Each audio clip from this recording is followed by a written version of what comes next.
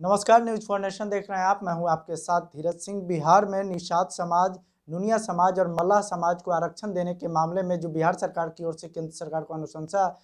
भेजा गया था, उसको लेकर केंद्र सरकार की ओर से प्रस्ताव को खारिज कर दिया गया। हमारे साथ बात करने के लिए आरजेडी एमएलए अनिल सहनी जी हैं। सर, जिस प्रकार से खारिज किया गया उसको लेकर लगातार कहा भी जा रहा है कि बिहार सरकार जो प्रस्ताव भेजी थी केंद्र सरकार को, किन वजहों से खारिज हो गया, और क्या लगता है कि ऐसे जो समाज को लगातार आरक्षण देने की बात की जा रही है उस पर कहीं ना कहीं एक झटका लगा है? देखिए, ये हम लोगों का नुनिया, निषाद और मल्लाह समाज के और साथ ही 12 अन्य जातियों के आज से नहीं हम लोगों को चीर उपेक्षित मांग है कि जनजाति या अनुसूचित जाति में शामिल करने का। और जब मैं संसद था तो इस पर कई बार मैंने संसद में इस बात को उठाया था, मगर सरकार की मानसिकता ठीक नहीं होने के कारण और सरकार की इन वर्गों को और इन समाज को हित में बात नहीं करने के कारण और आज तक सिर्फ इन लोगों द्वारा, चाहे वो बिहार सरकार के नीतीश सरकार हो या केंद्र के नरेंद्र मोदी जी की सरकार हो, ये हमारे समाज को नुनिया, निषाद और मल्लाह, तुरहा, कानू, नाई, माली, कुम्हार, प्रजापति, इन सभी लोगों को इत्यादि जो जातियां हैं बिहार में, कई बार रिकमेंडेशन आए मगर यहाँ से रिजेक्ट करके भेजा जा रहा है। अभी क्या खामियां थी कि नीतीश कुमार जी जो भेजे आदिवासी में शामिल करने के लिए, हमारे अति पिछड़ा समाज से आने वाले नुनिया, निषाद और मल्लाह को और इनके उपजातियों को जनजाति में शामिल करने के लिए सिर्फ रिकमेंडेशन भेज देने का, और लोग हमारे समाज का, हमारे वर्ग का, जिसका इन सभी वर्गों का अगर आप प्रतिशत में जाएंगे, वोट के प्रतिशत में, तो लगभग 24% वोट हम लोगों का है नुनिया, निषाद और मल्लाह का, जिसे दिग्भ्रमित कर कर नरेंद्र मोदी जी और माननीय नीतीश कुमार जी और इनके सलाहकार इन लोगों ने दिग्भ्रमित कर कर सिर्फ वोट लेने का काम किया और सिर्फ अनुशंसा के नाम पर सीधा साधा कम पढ़े लिखे हमारा समाज, गरीब समाज, जो हर क्षेत्र में अपने आप को उपेक्षित महसूस करता है, जिसे सदियों से शोषण किया गया, शोषित और उपेक्षित रखा गया, ऐसे समाज को इन लोगों ने दिग्भ्रमित कर कर सिर्फ वोट लेने के लिए अनुशंसा किया था और इस पर किसी प्रकार का पहल नहीं किया, जिसका आज कारण है कि कल जो है सो केंद्र सरकार का, मोदी सरकार ने इसे रिजेक्ट कर दिया कि बिहार में निषाद, नुनिया, मल्लाह और जो भी 12 जाति है उसको जो है सो अनुसूचित जाति या जनजाति में शामिल नहीं किया जाएगा। केंद्र सरकार की ओर से कहा गया है कि जो प्रस्ताव दिया गया उसका क्राइटेरिया ही गलत है। जिस तरह से कहा जा रहा था कि इन समाजों को आरक्षण दी जाए, उसमें जो पत्र भेजा गया था उस पर क्राइटेरिया गलत है। तो क्या आपको लगता है कि बिहार सरकार और जो लोग इसकी राजनीति करते आ रहे हैं वो लोग सीधे तौर पर नहीं किए हैं, तभी केंद्र सरकार से ये परिणाम मिला है? जैसे प्रक्रिया गलत क्यों हो गया, यही ना कहें कि दिग्भ्रमित किया हमारे समाज को, और जो प्रक्रिया बना के उन्होंने अनुशंसा भेजा तो उस प्रक्रिया में किसी प्रकार की टूटी रह गई, तो क्यों नहीं नीतीश सरकार ने उसे ठीक किया? क्यों नहीं आकर केंद्र में सिर्फ मंत्रिमंडल विस्तार करने के लिए केंद्र से बात करेंगे,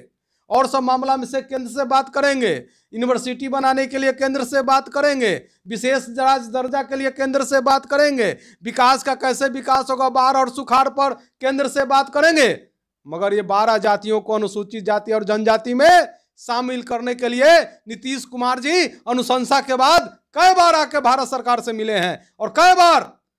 प्रधानमंत्री से इसके संबंध में उन्होंने चर्चा किया है। आज प्रश्न सबसे ज्यादा अगर किसी पर उठ रहा है तो जो है सो नीतीश कुमार के सरकार के ऊपर उठ रहा है। आप इन दिनों दिल्ली में हैं, क्या लगता है कि जिस प्रकार से प्रस्ताव खारिज किया गया उसको लेकर आप अलग अलग विभागों से, मंत्रियों से बात करेंगे इस संदर्भ में? मैं कोशिश कर रहा हूं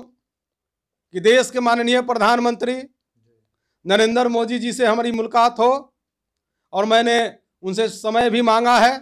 अगर समय आज मिलेगा तो मैं प्रधानमंत्री से मिलकर और इससे संबंधित सभी केंद्रीय मंत्री से मिलकर आज दिल्ली से मिलकर और इसके लिए हम लोग बात करेंगे। अगर यह सरकार नहीं मानती है तो हम लोग चरणबद्ध आंदोलन इन 12 जाति मिलकर बिहार में करेंगे और सरकार के जो है सो दोहरी नीति के कारण और सब हमारे समाज को, अति पिछड़ा समाज को जो दिग्भ्रमित कर जो वोट लेने का जो काम करते हैं उसका पर्दाफाश हम बिहार में करेंगे। इसी समाज से मुकेश सहनी भी आते हैं, अजय निषाद भी आते हैं और जो अभी बिहार में वर्तमान में एक मंत्री बने हैं मदन सहनी जी। लगातार कहा जाता है ये लोग केवल इन्हीं की राजनीति करते रहते। तो क्या लगता है कि इन लोगों की तरफ से प्रयास ही नहीं किया गया या फिर नीतीश सरकार केवल ऐसे ही भेज दी थी उसको? देखिए, जो भी माननीय मंत्री बिहार सरकार के हैं वो हमारे समाज के हैं, सांसद हैं, वो सभी लोग इस पर जो है सो लगे रहे और काम भी किए। मगर अब उनको सोचना होगा वैसे मंत्री और सांसदों को कि जब बिहार सरकार के टूटी के कारण जब उनको जो है सो आपस किया गया है केंद्र सरकार द्वारा, मोदी सरकार द्वारा, तो उन लोगों को अब निर्णय लेना होगा कि इस बिहार के इन जातियों को शोषित उपेक्षित जाति जो रहा है सदियों से, जिसे सामाजिक न्याय नहीं मिला आज तक, जिसे हर प्रकार के समस्याओं का सामना करना पड़ता है, वैसे परिस्थिति में इन मंत्रियों का जो आज तक आरक्षण के राजनीति कर कुछ पाए हैं, तो आज समाज देखना चाहता है कि इन लोगों ने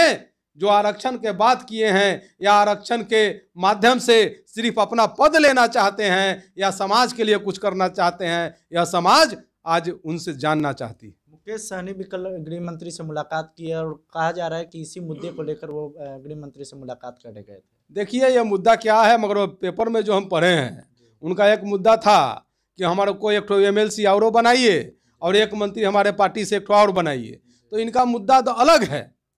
और इस पर उन्होंने क्या बात किया वो तो समाज के बीच में वो जवाब देंगे, क्योंकि समाज के बीच में जो है सो किस प्रकार से मुकेश सहनी जी समाज को आरक्षण दिलाने के लिए ही नेता बने थे और उनको अब दायित्व बनता है कि वो केंद्र सरकार पर दबाव देकर या बिहार सरकार पर दबाव देकर, खुद वो मंत्री हैं, खुद सरकार हैं, खुद बनाने वाले हैं, खुद रिकमेंडेशन भेजने वाले हैं और खुद नेता हैं, तो उनको ये सोचना होगा कि ये जो केंद्र सरकार जो भेजा है अमित शाह से बात करने से नहीं होगा, ये प्रधानमंत्री से बात करने की बात है। और प्रधानमंत्री का मानसिकता अगर ठीक होगा, नीतीश कुमार का मानसिकता अगर ठीक होगा, तो यह 4 दिन और 5 दिन इसी सदन जो चल रहा है, इसी में निषाद समाज को, नुनिया समाज को और जो है सो मल्लाह समाज